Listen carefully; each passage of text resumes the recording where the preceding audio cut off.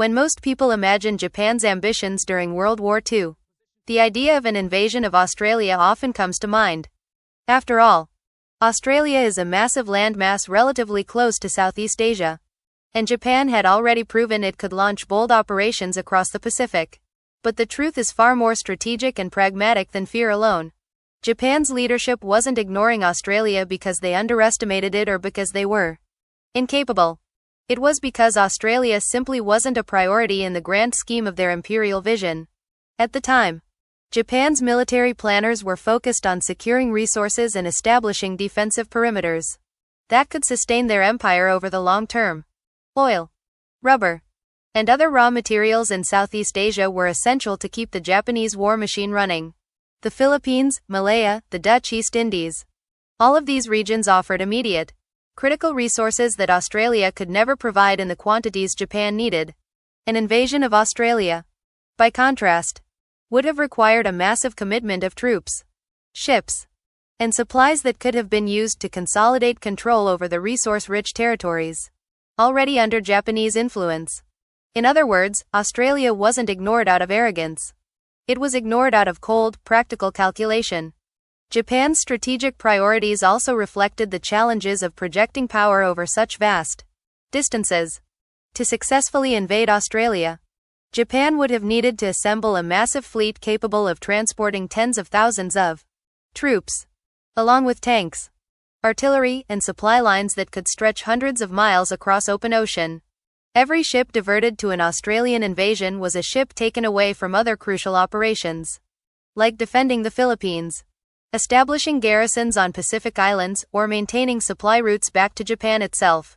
For military leaders who were constantly calculating risk versus reward, the numbers simply didn't add up. Australia's population and industrial base, while significant, didn't justify the enormous investment required to launch and sustain an invasion. This strategic calculation also extended to the long-term sustainability of Japan's empire. Japan was acutely aware that overextension could be catastrophic. Their experience in China had already shown them how difficult it could be to hold territory across vast distances with limited resources. In their eyes, an invasion of Australia would have created another front that might strain their military and naval forces to the breaking point. Instead of risking such overextension, Japan chose to focus on consolidating control over areas that could actively strengthen their war effort. Moreover, Australia could be neutralized without committing to a full-scale invasion. By controlling key islands and strategic points in the Pacific, Japan could threaten Australia's supply lines and exert pressure without needing to land an army on its soil. Air raids, submarine operations, and naval patrols could keep Australia isolated, ensuring it remained a distant concern rather than a conquered territory. From a strategic standpoint, this approach offered far more benefit at far lower cost than the immense gamble an invasion would have represented. In the end, the reason Japan never invaded Australia was rooted in strategy rather than fear. Australia wasn't ignored because it was safe. It was ignored because it was unnecessary, impractical, and resource-intensive. Japan's military leadership made a calculated choice, prioritizing the territories and objectives that would best sustain their empire and fuel their war effort. It's a reminder that in war, decisions are often dictated not by imagination or desire, but by the cold, unyielding calculations of logistics, resources, and strategy. Even if Japan had wanted to invade Australia, the practical realities of geography and logistics would have made such an operation extraordinarily difficult. Unlike the islands of the Pacific, which are relatively small and could be surrounded and isolated, Australia is vast.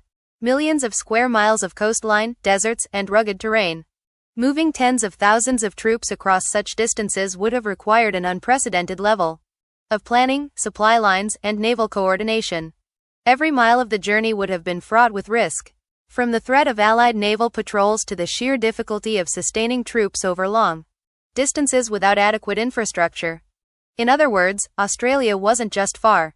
It was an operational nightmare. The environmental challenges alone would have posed enormous obstacles. Northern Australia, the most likely target for an invasion, is characterized by harsh tropical climates, with sweltering heat, heavy rains, and disease-carrying insects. Troops unfamiliar with these conditions would have faced malaria, dysentery, and exhaustion before even engaging the enemy. Farther south, arid deserts and rugged bushland created additional barriers, limiting mobility and complicating supply lines.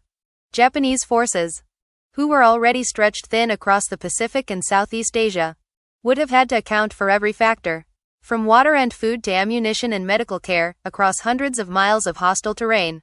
The scale of the logistical challenge cannot be overstated. Australia's own defences further amplified these difficulties.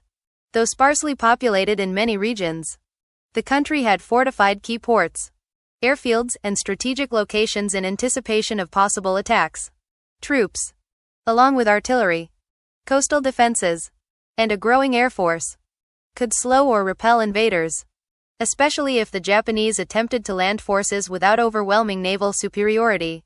Unlike small islands, which could be neutralized relatively quickly, Australia offered room for defenders to regroup, retreat, and counterattack. Any invasion force would have faced not just one decisive battle, but months of grueling operations across thousands of kilometers of hostile territory.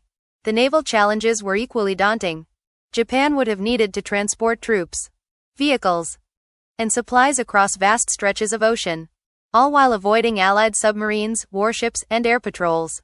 The Royal Navy and Allied forces had already demonstrated the ability to disrupt Japanese supply lines in other theaters, and replicating a safe, secure route to northern Australia would have demanded resources that Japan simply could not spare, without weakening its other operations. Even a successful landing would have required constant resupply, making the invasion force extremely vulnerable to attrition and counterattack.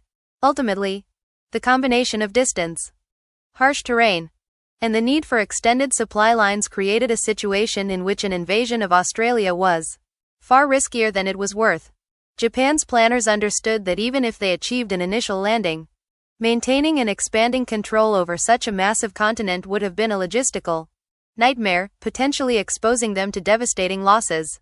By contrast, air raids, naval blockades, and strategic control of nearby islands offered a much safer, more practical way to neutralize Australia's threat without committing to a high-stakes, resource-draining invasion. In the end, the environment and geography of Australia were as much a deterrent as the military strength of its forces. The vast distances, extreme climates, and challenging terrain created natural obstacles that amplified the risk of invasion. Coupled with stretched supply lines and the need for overwhelming naval power, these logistical challenges made an assault on Australia a gamble Japan could not afford. The decision not to invade was less about fear and more about pragmatism, illustrating how geography and logistics often play a decisive role in military strategy. Japan's decision not to invade Australia was shaped as much by the presence of Allied resistance and intelligence as it was by logistics or geography. By the time Japanese planners considered their options in the Pacific, they were acutely aware that Australia was not an undefended, isolated landmass. Australian forces, though smaller than Japan's military in sheer numbers, were well prepared for defensive operations, strategically positioned and supported by intelligence networks and the Royal Navy. This combination made any large-scale invasion not only difficult but also strategically unnecessary. Allied intelligence played a crucial role in shaping Japanese calculations. Through code-breaking, reconnaissance, and monitoring of Japanese movements, the Allies had a clear picture of Japan's intentions and limitations. The Japanese High Command, in turn, was aware that Australia's ports, airfields, and coastal defenses were not vulnerabilities to be exploited lightly. Any attempt to land a large invasion force would have been detected, tracked, and countered by Allied naval and air power, creating unacceptable risk for a campaign that promised limited strategic gain. Simply put, Japan could not achieve surprise. And without the element of surprise, the odds of success in a full-scale invasion dropped dramatically. Australia's military forces, though not as large as Japan's, were strategically positioned to make a direct assault extremely costly. Northern Australia, the most likely target for an invasion, was fortified with airstrips, small garrisons, and artillery positions capable of slowing or repelling attackers. These defenses, combined with a growing presence of Allied troops from New Zealand, Britain, and eventually the United States, meant that Japan would have faced a coordinated, multinational opposition. The risk of heavy casualties or a failed operation further dissuaded Japanese planners, especially given the pressing need to allocate resources elsewhere in the Pacific, where control over islands like New Guinea and the Solomon Islands had a more immediate impact on supply lines and strategic positions. Japan also recognized that Australia could be neutralized without committing to a full invasion. Air raids against key ports, harbors, and industrial targets, along with naval blockades, offered a way to pressure Australia while minimizing risk. By controlling nearby islands, Japanese forces could threaten shipping routes and isolate Australia from direct Allied support, effectively limiting its ability to project power without engaging in a costly, resource-draining campaign. From a strategic perspective, this approach allowed Japan to achieve many of the same objectives as an invasion: disruption, intimidation, and regional dominance, without the enormous expenditure of men, ships, and material that an actual landing would have required. Ultimately, the combination of Allied preparation, intelligence awareness, and defensive strength made Australia a less appealing target than it might initially have seemed. Japanese planners understood that an invasion could trigger a prolonged, attritional campaign, stretching their resources and weakening their positions elsewhere in the Pacific. Neutralizing Australia through indirect means offered a far more efficient and sustainable solution. In the end, the story of why Japan never invaded Australia is not about fear or incompetence. It's about strategic calculation. Allied resistance, backed by intelligence and defensive planning, transformed Australia from a potential conquest into a costly liability. Japan's leaders made a deliberate choice to avoid direct confrontation, focusing instead on objectives that maximized gains while minimizing risk. The lesson is clear. Sometimes the presence of capable opposition, combined with careful planning and intelligence, can shape the course of history even without a single shot being fired on land.